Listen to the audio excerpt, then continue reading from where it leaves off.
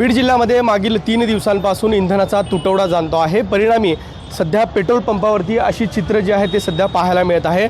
बीडसह ग्रामीण भागामधलं जे चित्र आहे ते अतिशय वेगळ्या पद्धतीने पाहायला मिळत आहे। अक्षरशः कॅन्डी घेऊन लोक जे आहेत ती पेट्रोल पंपावरती गर्दी करताना पाहायला मिळत आहे।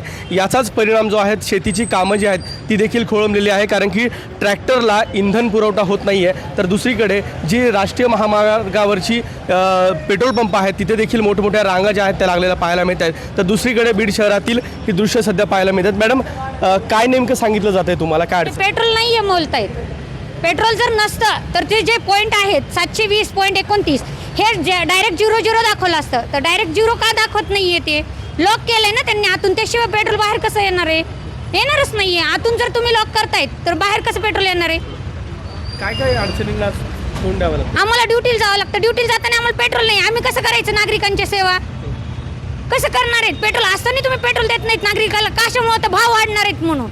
ही चुकीची पद्धत आहे ना नागरिकांना, ह्याच्यामध्ये अडचणी यायला लागल्यात ना।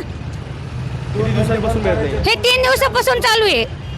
2 मिनिटात चालू करतात की 10 मिनिटं बंद करतात, ही कोणती पद्धत आहे? लेडीजने कुठं कुठं पळायचं?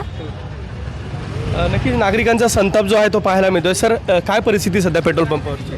मी 2-3 ठिकाणी जाऊन आलो, पेट्रोल बंद आहे तिथं, वाटप बंद आहे त्यांचं।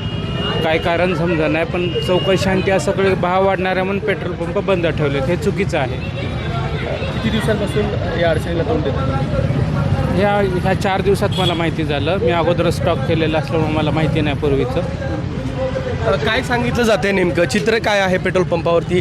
पेट्रोल पंप चालकांकडनं तुम्हाला काय सांगितलं जातंय? ते कोणी बोलायलाच तयार नाही। मी 2 पंपावर चौकशी केली तर कसलंच उत्तर देत नाही आहेत ते। त्यामुळे काय परिस्थिती नेमकी तेच समजत नाही आहे। त्यामुळे विनाकारण गर्दी वाढत चालली पंपावर। त्यामुळे खरं काय कारण तेच समजत नाही। म्हणजे अफवा काही? हां, अफवावर आता विश्वास ठेवून कसं जमणार? असल्या उन्हाचं आता सगळीकडे गर्दीत जर नंबरला उभं राहायचं पण ते शक्य नाही ना।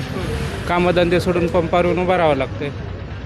नक्की बीड शहरातल्या या पेट्रोल पंपावरची सध्याची ही आपल्याला परिस्थिती पाहायला मिळत आहे। या ठिकाणी पेट्रोल जो आहे ते मिळत नाही आहे, डिझेल मिळत नाही आहे आणि त्यामुळेच नागरिकांचा संताप जो आहे तो पाहायला मिळतो आहे। बीड शहरातली ही परिस्थिती, तर दुसरीकडे ग्रामीण भागात देखील यापेक्षा चित्र हे वेगळं पाहायला मिळत नाही आहे। पेट्रोल पंपावरती ट्रॅक्टर चालक असतील, शेतकरी असतील, त्यांच्या मोठ्या रांगा आपल्याला पाहायला मिळत आहेत। ही परिस्थिती नेमकी कधी नियंत्रणात येईल हे देखील अद्याप पेट्रोल पंप चालकांकडून देखील सांगितलं जात नाही आहे। कॅमेरामन प्रमोद जोशीसह विकास माने, एबीपी माझा, बीड। एबीपी माझा, उघडा डोळे बघा नीट।